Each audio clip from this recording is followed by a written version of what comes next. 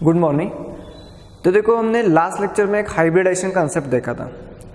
तो hybridisation concept में होता क्या है, जैसे कि हाइब्रिडाइजेशन में होता क्या है, जैसे हमें याद क्या रखना है, अगर कार्बन कार्बन के बीच में सिंगल बॉन्ड है तो इसका हाइब्रिडाइजेशन हमें याद रखना है, इसका हाइब्रिडाइजेशन हमेशा sp3 रहता है, इस कार्बन का भी और इस कार्बन का भी। जिस कार्बन कार्बन के बीच में सिंगल बॉन्ड रहता है उसका हाइब्रिडाइजेशन sp3 रहता है। अगर मान लो कार्बन कार्बन के बीच में डबल बॉन्ड है तो इस केस में इसका हाइब्रिडाइजेशन हमें याद रखना है कि इसका हाइब्रिडाइजेशन sp2 रहता है। क्या रहता है? sp2। दोनों कार्बन का हाइब्रिडाइजेशन sp2 रहता है। अगर किसी कार्बन में दो कार्बन के बीच में ट्रिपल बॉन्ड है तो इसका हाइब्रिडाइजेशन जो रहता है वो sp रहता है। हाइब्रिडाइजेशन में हमेशा याद रखना है कि सिंगल बॉन्डेड कार्बन एटम का हाइब्रिडाइजेशन sp3 रहता है, डबल बॉन्डेड का sp2 और ट्रिपल बॉन्डेड का sp। और एक चीज याद रखनी है, sp हाइब्रिडाइजेशन इसका स्ट्रक्चर क्या होता है? इसका स्ट्रक्चर रहता है ट्राइगोनल प्लेनर। ट्राइगोनल प्लेनर ये स्ट्रक्चर रहता है। sp3 का रहता है टेट्राहेड्रल। टेट्राहेड्रल ये चीजें याद रखने हमें, देखो। और इसका रहता है लीनियर। इसके स्ट्रक्चर के में अभी नहीं जाना है हमें, इसका हमें काम नहीं है, ठीक है। अभी के लिए ये दो स्ट्रक्चर्स याद रखने हैं। किस तरीके से? देखो इस तरीके से, जहां पे भी कार्बन कार्बन के बीच में सिंगल बॉन्ड है उसका हाइब्रिडाइजेशन sp3 होता है और उसका स्ट्रक्चर जो है रहता है वो टेट्राहेड्रल रहता है। जहां पे कार्बन कार्बन के बीच में डबल बॉन्ड है उसका हाइब्रिडाइजेशन sp2 रहता है और ट्राइगोनल प्लेनर उसका शेप रहता है। ट्राइगोनल प्लेनर उसका हम क्या कहते हैं? शेप कहते हैं, सही है। उसके बाद अगर कार्बन कार्बन के बीच में ट्रिपल बॉन्ड है तो उसका हाइब्रिडाइजेशन sp रहता है। ये चीज़ें याद रखनी है हमें। हाइब्रिडाइजेशन कंसेप्ट जो है वो आगे के चैप्टर में डिटेल्स में होने वाला है, लेकिन अभी इस चैप्टर में क्या ज़रूरी है, हमें सिर्फ इतना याद होना चाहिए कि इसका सिंगल बॉन्डेड कार्बन का हाइब्रिडाइजेशन sp3 है, डबल बॉन्डेड का sp2 और ट्रिपल बॉन्डेड का sp। ये तीन चीज़ें याद होनी चाहिए और इन दोनों के शेप याद होने चाहिए कि इसका ट्राइगोनल प्लेनर रहता है, इसका टेट्राहेड्रल रहता है। ये शेप हमें याद रखना है। बस इसी के ऊपर हमें इस चैप्टर पे क्वेश्चंस आते हैं। इसके बियॉन्ड जितने भी हाइब्रिडाइजेशन के कंसेप्ट हैं या फिर इसके बियॉन्ड जितने भी हाइब्रिडाइजेशन हैं वो आगे के चैप्टर में हम पूरे डिटेल्स में देखने वाले हैं। अभी उसमें उलझना नहीं है कि हाइब्रिडाइजेशन क्या है, किसको कहते हैं, कितने टाइप हैं, किस तरीके से बनते हैं। तो ये सारी चीज़ें आगे के पूरा चैप्टर उसमें एक्सप्लेन होंगी। तो अभी हम फिलहाल कहाँ पे बढ़ते हैं? हम फिलहाल बढ़ते हैं बेंजीन रिंग की तरफ। तो देखो, बेंजीन में हमने देखा है, यहाँ पे हमें एक पॉइंट देखना है, एरोमेटिक कैरेक्टर। Aromatic character. अब देखो, हमने एरोमेटिक कोई भी कंपाउंड रहता है उसको एरोमेटिक कब कहा जाता है, ये चीज़ हमने देखी है, उसके 3 कंडीशंस देखी हैं, सही है। अब देखो, बेंजीन के बारे में हम कुछ डिटेल्स में और जाएंगे। तो मैं यहाँ पे एक एरोमेटिक कैरेक्टर के बारे में बात करता हूँ। तो यहाँ पे एक सेंटेंस रहेगा, बेंजीन अंडरगो सब्स्टिट्यूशन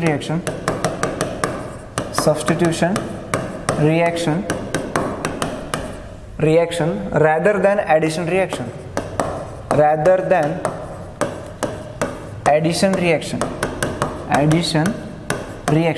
अब देखो, ये सेंटेंस काफी बार रिपीट हो चुका है। बेंजीन जो रहता है वो सब्स्टिट्यूशन रिएक्शन देता है, एडिशन रिएक्शन प्रिफर्ड नहीं करता है, क्योंकि एडिशन रिएक्शन प्रिफर्ड करने के लिए बेंजीन का डबल बॉन्ड टूटना जरूरी है, लेकिन रेजोनेंस के कारण डबल बॉन्ड जो है वो टूट नहीं पाता है, इसीलिए एडिशन रिएक्शन नहीं होती है। सब्स्टिट्यूशन रिएक्शन होती है, जैसे कि किसी भी हाइड्रोजन को रिप्लेस करना है Cl से, हमने रिएक्शन देखी है।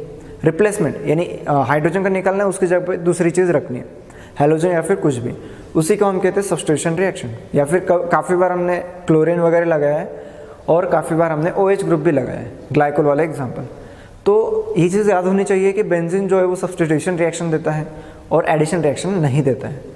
अगर रीज़न देखेंगे तो क्या है कि बेंजीन रिंग में जो डबल बॉन्ड रहता है वो रेजोनेंस के कारण टूटता नहीं है। बेंजीन रिंग में जो डबल बॉन्ड रहता है, बेंजीन रिंग में ये जो डबल बॉन्ड रहता है इसमें क्या रहता है? रेजोनेंस। ये डबल बॉन्ड यहाँ से यहाँ शिफ्ट होता है, यहाँ से यहाँ शिफ्ट होता है, यहाँ से यहाँ शिफ्ट होता है। इसको क्या कहते हैं हम? Delocalisation of pi electron. Pi electron यानी ये डबल बॉन्ड के इलेक्ट्रॉन डीलोकलाइज हो रहे हैं, कंटिन्यूसली शिफ्ट हो रहे हैं। इसकी वजह से ये डबल बॉन्ड की स्ट्रेंथ बढ़ जाती है और ये टूटता नहीं है। इसी वजह से ये एडिशन रिएक्शन नहीं देता है और ये सब्स्टिट्यूशन रिएक्शन देता है, सही है। तो ये चीज़ हमने देखी इससे पहले कि क्यों ये सब्स्टिट्यूशन रिएक्शन देता है, एडिशन रिएक्शन क्यों नहीं देता है, ये वाले पार्ट हमने देखा है। अब देखो हम आगे लिखेंगे, this property common in all aromatic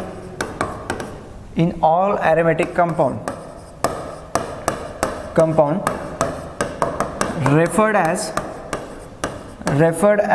aromaticity or aromatic character।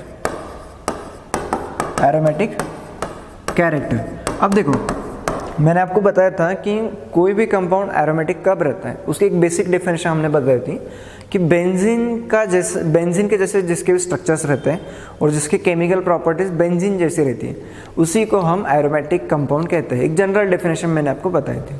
अब देखो बेंजीन जो रहता है वो सब्स्टिट्यूशन रिएक्शन देता है, एडिशन रिएक्शन नहीं देता है।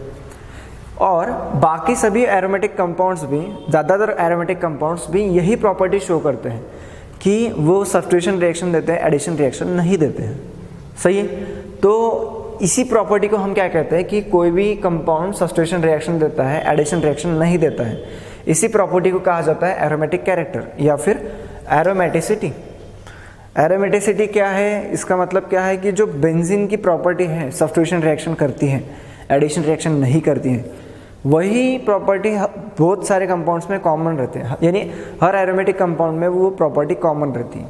इसी वजह से हम उसको एरोमेटिसिटी या फिर एरोमेटिक कैरेक्टर कहते हैं। सही है। चलो हम आगे बढ़ते हैं। अब देखो कुछ एग्जांपल्स लेते हैं। जैसे कि मैंने आपको ले लिया बेंजीन, पहला एग्जांपल हमने ले लिया बेंजीन। तो ये एग्जांपल तो हमने पहले देखा है, फिर मैं आपको बता दूं कि बेंजीन जो है वो एरोमेटिक कंपाउंड क्यों है। क्योंकि देखो ये साइक्लिक है, एक तो ये साइक्लिक है, ये साइक्लिक दिख रहा है, ऊपर से ये प्लेनर है। प्लेनर इसका मतलब क्या है कि यहाँ पे जितने भी कार्बन एटम्स हैं उनका हाइब्रिडाइजेशन sp2 है। अब देखो sp2 हाइब्रिडाइजेशन के लिए मैंने क्या कहा था, शेप क्या रहता है, ट्राइगोनल प्लेनर। ये मैंने शेप की बात की थी। अभी मैंने इससे पहले कार्बन कार्बन के बीच में डबल बॉन्ड जब रहता है तो डबल बॉन्डेड कार्बन का हाइब्रिडाइजेशन sp2 रहता है और शेप रहता है ट्राइगोनल प्लेनर। तो ट्राइगोनल प्लेनर लिखो या फिर प्लेनर लिखो, बात एक ही है कि एक ही प्लेन में वो आता है। इस प्लेन में हम बेंजीन को लिख सकते हैं, उसी को कहते हैं हम प्लेनर।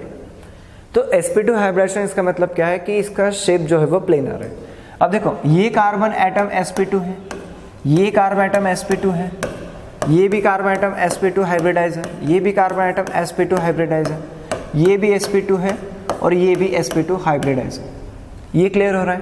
क्योंकि हर carbon double bonded carbon atom है, हर कार्बन पे पास एक डबल बॉन्ड है। देखो इस कार्बन के पास ये डबल बॉन्ड है, डबल बॉन्ड है, डबल बॉन्ड है, डबल बॉन्ड है। हर कार्बन एटम के पास एक डबल बॉन्ड है, इसकी वजह से उसका हाइब्रिडाइजेशन sp2 है। एक सिंपल लॉजिक है कि डबल बॉन्डेड कार्बन एटम का हाइब्रिडाइजेशन हमेशा sp2 होता है और जिसका हाइब्रिडाइजेशन sp2 रहता है उसका शेप जो रहता है वो प्लेनर रहता है। शेप कहो या फिर स्ट्रक्चर कहो, वो प्लेनर रहता है। इसका मतलब पूरी बेंजीन रिंग का स्ट्रक्चर जो है वो प्लेनर स्ट्रक्चर है। तो हमारी जो एरोमेटिक कंपाउंड की कंडीशंस थी कि वो साइक्लिक होना चाहिए और प्लेनर भी होना चाहिए, तो ये प्लेनर भी है क्योंकि हर कार्बन sp2 है, तो ये स्ट्रक्चर प्लेनर है। और हकल्स रूल को भी फॉलो करना चाहिए, हकल्स रूल को भी फॉलो करना चाहिए। हकल्स रूल क्या है, 4n+2 पाई इलेक्ट्रॉन्स होने चाहिए उसमें क्या होने चाहिए, 4n+2 पाई इलेक्ट्रॉन्स। सही है। अब देखो इसमें कितने इलेक्ट्रॉन्स है, 6 इलेक्ट्रॉन्स है, 6 इलेक्ट्रॉन्स है। हम ऐसे कह सकते हैं 6 पाई इलेक्ट्रॉन्स। सही, 6 पाई इलेक्ट्रॉन्स यानी देखो 3 बॉन्ड है, 3 पाई बॉन्ड है, तो हर किसी के पास 2 इलेक्ट्रॉन है, इसके पास 2 इलेक्ट्रॉन है, इसके पास 2 इलेक्ट्रॉन है। तो यहाँ पे देखो टोटल 6 पाई इलेक्ट्रॉन्स है, टोटल 6 पाई इलेक्ट्रॉन्स। तो 4n+2 पाई इलेक्ट्रॉन्स होने चाहिए। आप n की जगह पे वैल्यू पुट करके देखो, n की जगह पे आप 1 रख के देखो, तो ये क्या आता है 4 × 1+2 इंटू पाई इलेक्ट्रॉन्स। तो ये कितना आता है 6 पाई इलेक्ट्रॉन्स। इसका मतलब ये क्या है 4n+2 पाई इलेक्ट्रॉन्स देता है। इसका मतलब 6 पाई इलेक्ट्रॉन्स इसके पास है, इसके पास 6 पाई इलेक्ट्रॉन्स है, तो ये क्या करता है हकल्स रूल को भी फॉलो करता है। इसका मतलब हम कह सकते हैं बेंजीन इज एरोमेटिक कंपाउंड। तो बेंजीन को हम क्या कह सकते हैं कि वो एरोमेटिक कंपाउंड है, हम ऐसा कह सकते हैं। चलो आगे बढ़ते हैं। अब सेकंड है नैप्थेलिन। नैफ्थलीन, नैफ्थलीन का भी हमने एग्जांपल इससे पहले देख चुके हैं, फिर भी एक बार रिवीजन हम कर लेते हैं इस पे। नैफ्थलीन का स्ट्रक्चर कुछ इस तरीके से रहता है, ये देखो ये हो गया नैफ्थलीन। अब देखो ये स्ट्रक्चर साइक्लिक है क्या? साइक्लिक है क्या? हाँ साइक्लिक है, ये स्ट्रक्चर साइक्लिक है। अब देखो क्या ये प्लेनर है? क्या ये प्लेनर है? यानी कि इसमें हाइब्रिडाइजेशन sp2 है क्या? हर कार्बन एटम का हाइब्रिडाइजेशन sp2 है क्या? तो देखो ये कार्बन डबल बॉन्डेड कार्बन है, sp2 हाइब्रिडाइजेशन, ये कार्बन डबल बॉन्डेड है, ये कार्बन डबल बॉन्डेड है, ये भी डबल बॉन्डेड है, ये कार्बन भी यहाँ पे डबल बॉन्डेड है, ये कार्बन यहाँ पे डबल बॉन्डेड है, ये कार्बन यहाँ पे, ये कार्बन यहाँ पे, ये कार्बन यहाँ पे डबल बॉन्डेड है, और ये कार्बन यहाँ पे डबल बॉन्डेड है। तो हर कार्बन एटम sp2 हाइब्रिडाइज है, इसका मतलब ये भी स्ट्रक्चर प्लेनर है। अब ये क्या हकल्स रूल को फॉलो करता है? हकल्स रूल को फॉलो करता है क्या? यानी कि इसमें 4n+2 पाई इलेक्ट्रॉन्स प्रेजेंट है क्या? ये बात आती है। तो देखो टोटल कितने इलेक्ट्रॉन्स है? अब कितने पाई बॉन्ड है? 3 4 5, 5 पाई बॉन्ड, इसका मतलब कितने इलेक्ट्रॉन्स हो गए? 10 पाई इलेक्ट्रॉन्स हो गए। कितने हो गए? 10 पाई इलेक्ट्रॉन्स। तो n की जगह पे आप 2 रखो, 4 × 2 + 2 पाई इलेक्ट्रॉन, तो कितने आता है यहाँ पे? 10 पाई इलेक्ट्रॉन्स।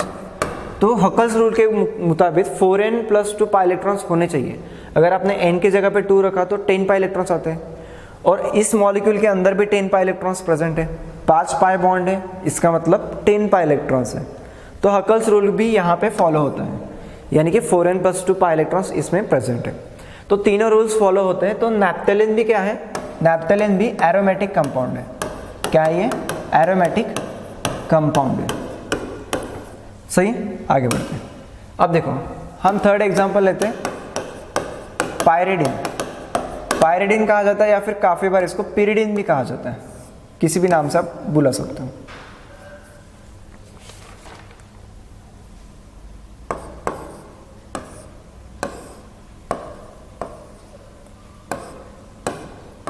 अब देखो, अभी यहाँ पे देखो पायरिडिन या फिर पिरिडिन कोई भी नाम से बुला सकते हो। तो इसमें कुछ चीज़ें हम देखेंगे, जैसे कि ये साइक्लिक है क्या? क्या ये कंपाउंड साइक्लिक है? हाँ ये कंपाउंड साइक्लिक है। दूसरा, ये प्लेनर है क्या? प्लेनर है क्या? यानी कि इसमें हाइब्रिडाइजेशन हर चीज़ का sp2 है क्या? अब देखो ये कार्बन डबल बॉन्डेड है, ये डबल बॉन्डेड कार्बन है, ये भी डबल बॉन्डेड कार्बन है, ये भी डबल बॉन्डेड है, ये भी डबल बॉन्डेड कार्बन है। तो इन सब का हाइब्रिडाइजेशन क्या है? sp2 है, ये तो हमें पता है। लेकिन यहाँ पे आता है नाइट्रोजन, एक नई चीज़ दिख रही है, उसमें भी ये 2 डॉट्स हैं। सही। अब देखो इसका हाइब्रिडाइजेशन हमें याद रखना है कि इसका हाइब्रिडाइजेशन यहाँ पे sp2 हाइब्रिडाइजेशन है।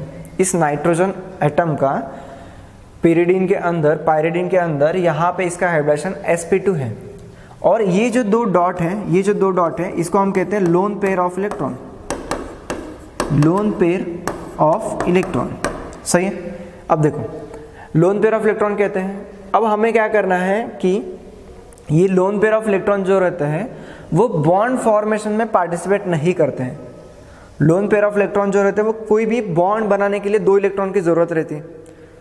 तो अगर देखो यहाँ पे कार्बन है, यहाँ पे हाइड्रोजन है, तो कार्बन अपना एक इलेक्ट्रॉन देता है, हाइड्रोजन एक अपना इलेक्ट्रॉन देता है, और दोनों के बीच में एक बॉन्ड बनता है। सही है, इसी को कहते हैं हम बॉन्ड। लेकिन मान लो कि कार्बन के पास, मान लो ये नाइट्रोजन है, नाइट्रोजन के पास 2 इलेक्ट्रॉन है, ये दोनों इलेक्ट्रॉन ऊपर है, ये किसी के साथ भी बॉन्ड नहीं बना रहे, किसी के साथ नहीं बॉन्ड बनाते। तो ये बस ऐसे ही है, ये किसी के साथ बॉन्ड नहीं बनाते। तो इसी को कहते हैं हम लोन पेयर ऑफ इलेक्ट्रॉन। क्या कहते हैं इसको? Lone pair of electron. यानी कि ये बॉन्ड फॉर्मेशन में पार्टिसिपेट नहीं करते हैं, किसी के साथ बॉन्ड बनाते नहीं है। ये लोन पेयर ऑफ इलेक्ट्रॉन जो है वो अपना ऊपर रहता है। सही है, ये किसी के साथ बॉन्ड नहीं बनाते, तो इसको हम कहते हैं लोन पेयर ऑफ इलेक्ट्रॉन। अब इसमें ज़्यादा उलझना नहीं है कि लोन पेयर ऑफ इलेक्ट्रॉन क्या है, डिटेल्स में इसको भी आगे एक्सप्लेन किया जाएगा। सही है, बस इसमें याद रखना है कि इसका हाइब्रिडाइजेशन sp2 है। अब देखो जब हकल्स रूल हम लगाते हैं, हकल्स रूल, तो वहाँ पे क्या करना है? ये लोन पेयर ऑफ इलेक्ट्रॉन को कंसिडर नहीं करना है। तो हमारी कंडीशन क्या है? 4n+2 पाई इलेक्ट्रॉन्स इसमें होने चाहिए। हमारी कंडीशन है हकल्स रूल की कि 4n+2 पाई इलेक्ट्रॉन्स होने चाहिए, तभी हकल्स रूल फॉलो करता है। तो हमें क्या देखना है? देखो बॉन्ड पेयर इलेक्ट्रॉन्स देखने हैं। तो यहाँ पे देखो 1 2 3, यहाँ पे देखो टोटल 3 पाई बॉन्ड है। इसका मतलब क्या है? 3 पाई बॉन्ड है, इसका मतलब 6 पाई इलेक्ट्रॉन है। तो देखो हकल्स रूल में 4n+2 में अगर n = 1 रखते हो तो 6 पाई इलेक्ट्रॉन्स आते हैं, और इसके अंदर भी 6 पाई इलेक्ट्रॉन्स प्रेजेंट है। इसका मतलब कि ये हकल्स रूल को फॉलो करता है। अब देखो ये जो पिरिडिन है ये साइक्लिक, प्लेनर और हकल्स रूल तीनों को फॉलो करता है। इसका मतलब क्या है, ये भी एरोमेटिक कंपाउंड है, एरोमेटिक कंपाउंड है। क्लियर है? तो ये भी हम कह सकते कि इसको ये एरोमेटिक कंपाउंड है। सही है। अब देखो और एक कंपाउंड देखते हैं 4th नंबर का, साइक्लोहेप्टारिन। साइक्लोहेप्टारिन, तो ये कंपाउंड कैसे बनाना है, देखो इस तरीके से बनाना है। ध्यान से देखो इसको कैसे बनाएंगे, और यहाँ से ये लाइन खींचनी है, इसको ऊपर उठाया मैंने, इसको ऊपर उठाया। सही है। अब देखो यहाँ पे एक डबल बॉन्ड लेना है, यहाँ पे एक डबल बॉन्ड लेना है, यहाँ पे। अब इस कंपाउंड में देखो ये क्या है, साइक्लोहेप्टारिन। अब यहाँ पे देखो ये स्ट्रक्चर क्या साइक्लिक है, साइक्लिक स्ट्रक्चर क्या, हाँ ये साइक्लिक स्ट्रक्चर है। अब सेकंड कंडीशन देखने की, या ये प्लेनर है। हम सेकंड कंडीशन देखेंगे, क्या ये स्ट्रक्चर प्लेनर है, यानी कि इसमें सभी कार्बन आइटम्स का हाइब्रिडेशन sp2 है क्या। अब देखो ये वाला कार्बन आइटम डबल बॉन्डेड है, sp2 हाइब्रिडेशन, इसका हाइब्रिडेशन क्या है sp2। ये भी डबल बॉन्डेड कार्बन है, ये भी डबल बॉन्डेड कार्बन है, ये भी डबल बॉन्डेड कार्बन है, ये कार्बन भी डबल बॉन्डेड है, ये कार्बन भी डबल बॉन्डेड है। इन सब का हाइब्रिडेशन sp2 है। लेकिन ये जो कार्बन आइटम है इसका हाइब्रिडेशन sp3 है, इसका हाइब्रिडेशन sp3 है, क्योंकि ये देखो सिंगल बॉन्डेड कार्बन आइटम है। मैंने आपको याद किया था कि कार्बन कार्बन के बीच में सिंगल बॉन्ड है तो इसका हाइब्रिडेशन कितना है sp3। कार्बन कार्बन के बीच में डबल बॉन्ड है तो इसका हाइब्रिडेशन क्या है sp2। याद है, कार्बन कार्बन के बीच में डबल बॉन्ड है तो डबल बॉन्डेड कार्बन आइटम का हाइब्रिडेशन sp2। कार्बन कार्बन के बीच में सिंगल बॉन्ड है, दोनों तरफ सिंगल बॉन्ड है तो इसका हाइब्रिडेशन क्या हो गया sp3। तो इसका हाइब्रिडेशन हो गया sp3। इसका मतलब ये स्ट्रक्चर प्लेनर स्ट्रक्चर नहीं है। अगर हाइब्रिडेशन sp3 है तो इसका स्ट्रक्चर टेट्राहेड्रल स्ट्रक्चर आता है। इसका मतलब वो नॉन प्लेनर है, प्लेनर नहीं है। टेट्राहेड्रल का मतलब वो प्लेनर नहीं है। लेकिन एरोमेटिक के लिए कंडीशन हमने क्या होता है कि बताई थी कि वो प्लेनर होना चाहिए, लेकिन यहाँ पे वो प्लेनर नहीं है। सही है, ये स्ट्रक्चर यहाँ पे प्लेनर नहीं है। अब देखते हैं हकल्स रूल। हकल्स रूल को फॉलो करता है क्या? हकल्स रूल क्या कहता है कि इसके अंदर क्या होने चाहिए, 4n+2 पाई इलेक्ट्रॉन्स होने चाहिए। तो देखो इसके अंदर 4n+2 पाई इलेक्ट्रॉन्स है, 1 2 3 पाई बॉन्ड है, इसका मतलब 6 पाई इलेक्ट्रॉन्स है, 6 पाई इलेक्ट्रॉन्स। तो ये हकल्स रूल को फॉलो करता है। लेकिन एरोमेटिक कंपाउंड होने के लिए तीनों कंडीशन सेटिस्फाई होनी जरूरी है। तो यहाँ पे एक कंडीशन सेटिस्फाई नहीं हो रही है, इसका मतलब क्या है कि ये नॉन प्लेनर है, non aromatic compound, aromatic compound. ये एरोमेटिक है क्या? ये एरोमेटिक कंपाउंड नहीं है। क्लियर है? चलो आगे बढ़ते हैं। अब देखो preparation of benzene, preparation of benzene, benzene के प्रिपरेशन देखेंगे हम। तो पहला है इंडस्ट्रियल प्रिपरेशन, इंडस्ट्रियल प्रिपरेशन। तो देखो इंडस्ट्रियल प्रिपरेशन में देखना है कि बेंजीन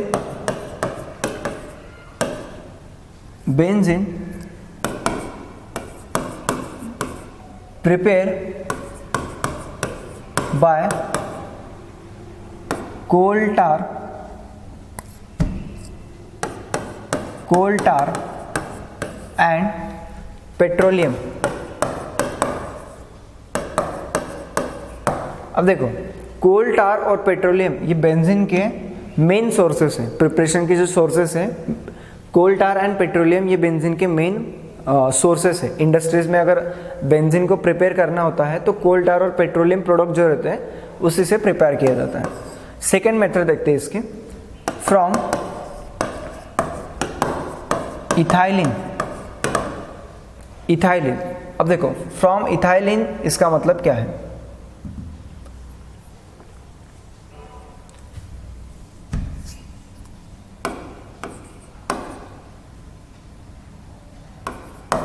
फ्रॉम इथाइन, इथाइन लिखेंगे हम, फ्रॉम इथाइन। अब देखो हमें लेना है C ट्रिपल बॉन्ड CH, हमने ले लिया इथाइन। अब इसको रिएक्ट कराना है हमें एक आयरन ट्यूब से। हम रेड हॉट आयरन ट्यूब,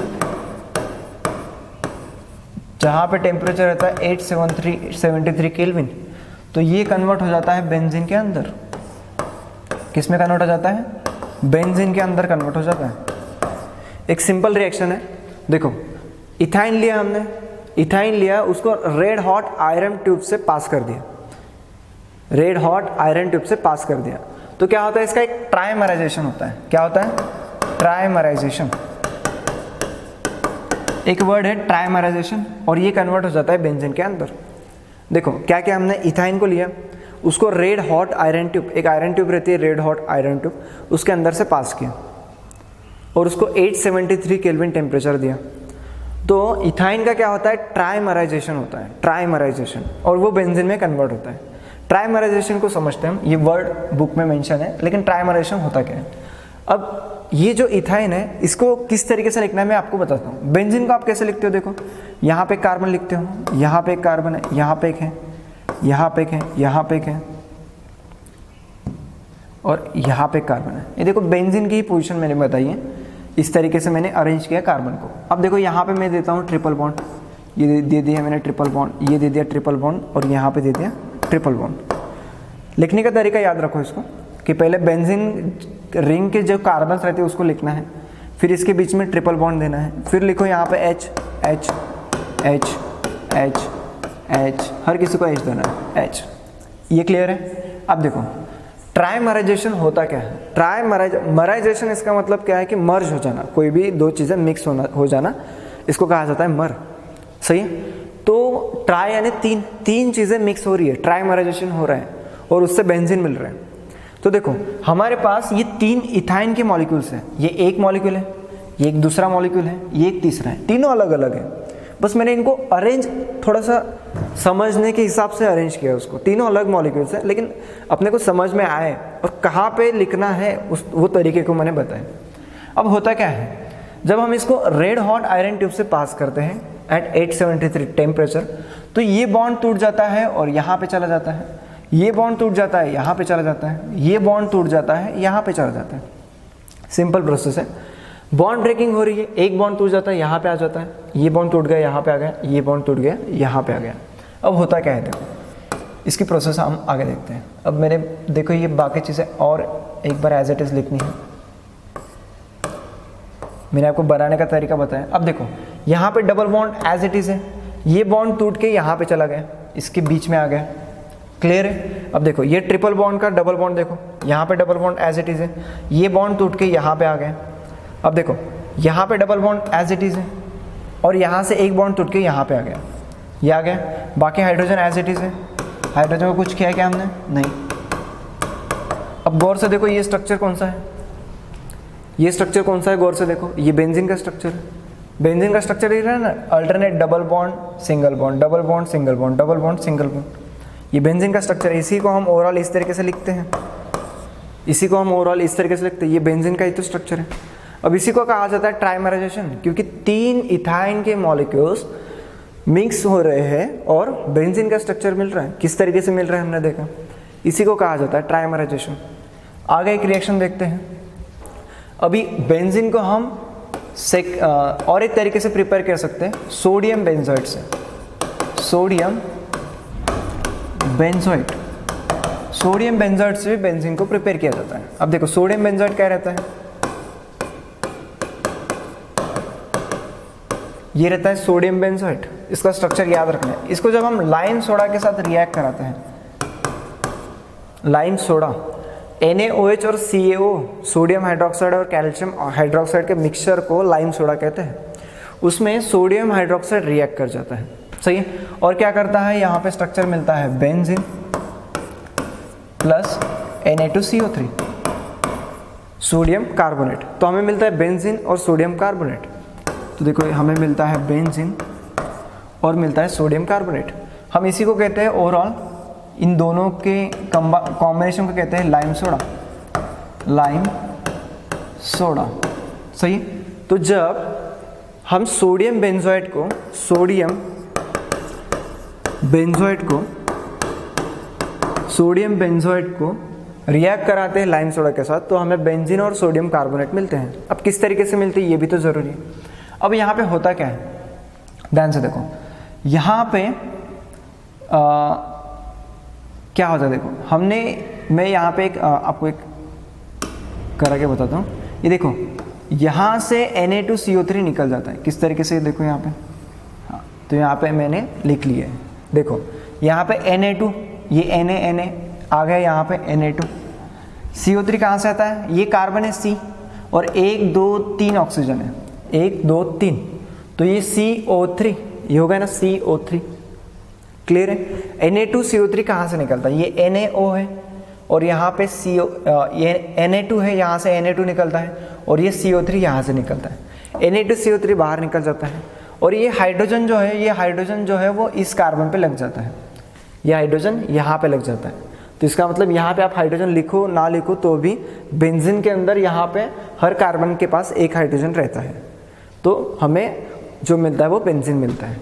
फिर से हम देखते हैं, सोडियम बेंजाइड को जब हम लाइम सोडा के साथ रिएक्ट कराते हैं तो क्या होता है, सोडियम हाइड्रोक्साइड रिएक्ट कर जाता है। किस तरीके से, ये सोडियम कार्बोनेट बनाता है Na2CO3, ये Na2, ये 2 Na और ये CO3 बाहर निकल जाता है, Na2CO3, एक ही हाइड्रोजन बचता है जो कि इसके साथ अटैच हो जाता है और हमें मिलता है बेंजीन। आगे देखते हैं, और भी एक रिएक्शन है कि जिससे हम इसको प्रिपेयर कर सकते हैं, किसको, बेंजीन को। अगर हम रिएक्ट कराए फिनॉल तो फिर हम देखेंगे फ्रॉम फिनॉल। ये तो काफ़ी आसान रिएक्शन है। फिनॉल इसका मतलब क्या है, आप सबको पता है, फिनॉल यानी यहाँ पे OH ग्रुप। अब इसको जिंक के साथ रिएक्ट कराओ तो आपको क्या होता है, यहाँ पे बेंजीन रिंग मिलती है, और क्या मिलता है, जिंक ऑक्साइड मिलता है। अब कैसे, मैं आपको बता दूँ, यहाँ पे होता क्या है। अब देखो, ये जिंक रिएक्ट कर जाता है किसके साथ, ऑक्सीजन के साथ। सिंपल है, जिंक ऑक्सीजन के साथ रिएक्ट करता है, जिंक ऑक्साइड बना के बाहर निकल जाता है, जिंक ऑक्साइड बना के बाहर निकल जाता है। और क्या बचता है, इस कार्बन एटम के ऊपर एक हाइड्रोजन बचता है। इसका मतलब ये क्या बनता है, बेंजीन। ये बेंजीन मिलता है और ये मिलता है फिनॉल। ये फिनॉल से जो है वो बेंजीन का हम प्रिपरेशन कर सकते हैं। तो इतने प्रिपरेशन है, ये सारे प्रिपरेशन हो गए बेंजीन के। जो बेंजीन को बनाना है हमें, तो हम इस तरीके से लैबोरेटरी में बना सकते हैं। अगर आपको इंडस्ट्रीज में बनाना है तो कोल टार और पेट्रोलियम से बनाओ।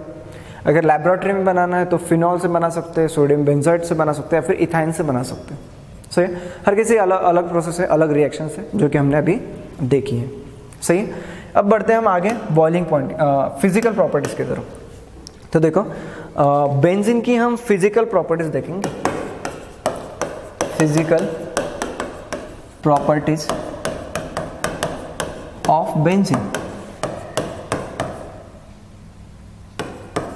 तो बेंजीन की हम फिजिकल प्रॉपर्टीज देखेंगे। तो पहले तो है, benzene is colourless liquid, colourless liquid.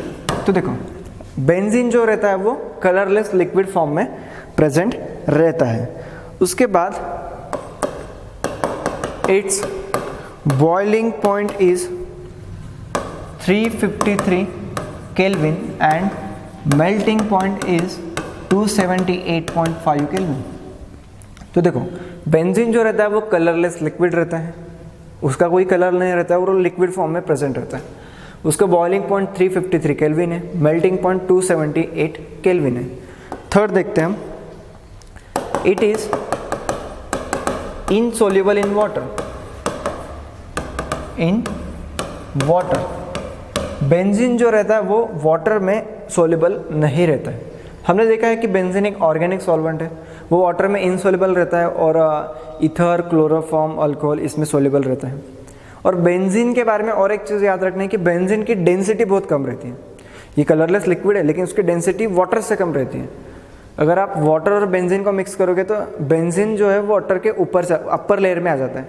जैसे कोई भी ऑयल्स वगैरह जो रहते हैं, ऑयल पानी के अंदर डालते हो तो ऑयल ऊपर तरंगने लगता है, सही है, और पानी नीचे रहता है, यानी कि उसकी डेंसिटी कम रहती है वाटर से, तो वाटर के ऊपर चला जाता है वो। इसी तरीके से बेंजीन को भी आप वाटर में मिक्स करते हो तो बेंजीन की एक अपर लेयर बन जाती है। उसको भी हम लिखते हैं, यहाँ पे हम उसको लिखेंगे, it forms upper layer upper layer when mix with water, ये जो है वो अपर लेयर बनाता है जब हम इसको वाटर में मिक्स करते हैं। सही, आगे देखते हैं। It is soluble in ether, alcohol and chloroform। अब देखो बेंजीन जो रहता है वो ईथर, अल्कोहल और क्लोरोफॉर्म में सोल्यूबल रहता है। मैंने आपको बताया वो ऑर्गेनिक कंपाउंड है, तो ये सारे ऑर्गेनिक कंपाउंड में वो सोल्यूबल रहता है, और भी कई सारे ऑर्गेनिक कंपाउंड में सोल्यूबल रहता है। और एक बेंजीन की स्पेशलिटी क्या है कि अगर बेंजीन जो लिक्विड फॉर्म में रहता है, आप उसको इनहेल्स करते हो, यानी उसको स्मेल अगर लेते हो, तो क्या होता है कि इनकॉन्शियस हो जाता है ह्यूमन बीइंग। जो अगर उसी को हम कोई भी उसको अगर हम उसका स्मेल अगर लेते हैं हम, तो हम इनकॉन्शियस हो जाते हैं, यानी इनकॉन्शियस यानी एकदम बेहोशी की हालत जो रहती है, यानी कॉन्शियस नहीं रहते हम, हमारा माइंड जो है वो ज़्यादा एक्टिव नहीं रहता है, इनकॉन्शियस हो जाते हैं। सही, तो इसकी और एक प्रॉपर्टी है वो भी हम लिखेंगे। Benzene vapour are highly toxic, benzene vapour are highly toxic which on inhalation lead to unconscious leads to unconscious. तो ये बेंजीन की फिजिकल प्रॉपर्टीज़ हैं। तो बेंजीन की फिजिकल प्रॉपर्टीज़ हमने देखी कि वो लिक्विड, कलरलेस लिक्विड है, उसका बॉइलिंग पॉइंट जो रहता है 353 केल्विन है, मेल्टिंग पॉइंट 278 केल्विन है। उसके बाद बेंजीन जो रहता है वो वाटर में इनसोल्युबल रहता है, और अगर बेंजीन को और वाटर को मिक्स करेंगे तो बेंजीन वाटर के ऊपर एक अपर लेयर बनाता है, क्योंकि उसकी डेंसिटी कम रहती है वाटर से। और अगर बेंजीन जो रहता है वो सोल्युबल रहता है किसी भी ऑर्गेनिक सॉल्वेंट में, जैसे कि ईथर हो गया, अल्कोहल हो गया, क्लोरोफॉर्म हो गया इसमें। और एक चीज़ देखिए हमने कि अगर बेंजीन अगर वेपराइज फॉर्म में है, यानी बेंजीन का अगर हम स्मेल लेते हैं, तो इस केस में हम अनकॉन्शियस हो जाते हैं, यानी कि थोड़ा वो टॉक्सिक है, विषारी है, सही हमारे लिए। तो ये सारी चीज़ें हो गई। और बाकी कुछ चीज़ें रहती है कि काफ़ी बार ऐसा होता है कि सारी चीज़ें एक ही चैप्टर में हम एक्सप्लेन नहीं कर पाते हैं, क्योंकि वो टाइम कंज्यूमिंग पार्ट हो जाता है। जैसे कि मैंने आपको हाइब्रिडेशन के बारे में बताया, कुछ चीज़ें हम चैप्टर वाइज डिटेल्स में एक्सप्लेन करते हैं, और जितना ज़रूरी रहता है, जैसे हाइब्रिडेशन से हमें जितना ज़रूरी है हम उतना ही यहाँ पर लेंगे। बाकी तो डिटेल्स में उसको आगे का जो चैप्टर्स है केमिकल बॉन्डिंग, वहाँ पे हमें केमिकल बॉन्डिंग में वहाँ पे हमें डिटेल्स में देखना है। तो उसके ऊपर ज़्यादा सोचना नहीं है, जितना वहाँ से ज़रूरी है उतना ही लेना है। सही है, जितनी चीज़ें मैंने आपको बताई वही चीज़ों को अभी के लिए देखना है। उसको ज़्यादा डीप में हम जाएंगे लेकिन कुछ समय बाद, अभी अगर उसको डीप में जाएंगे तो उसके लिए 2 लेक्चर्स चले जाएंगे। सही है, तो वो टाइम कंज्यूमिंग पार्ट है, हालांकि वो चीज़ें होने ही वाली है आगे चल के, तो उसके बारे में ज़्यादा मत सोचो। जो भी चीज़ें, जो रिएक्शंस वगैरह जो भी हमने अभी जो पार्ट लिया है उसके ऊपर ही फोकस करना है। बाकी चीज़ों को आप थोड़ा सा कुछ समय के लिए रोक दो, उसको हम आगे के चैप्टर्स में डिटेल्स में एक्सप्लेन करेंगे। थैंक यू, अगले लेक्चर में मिलते हैं।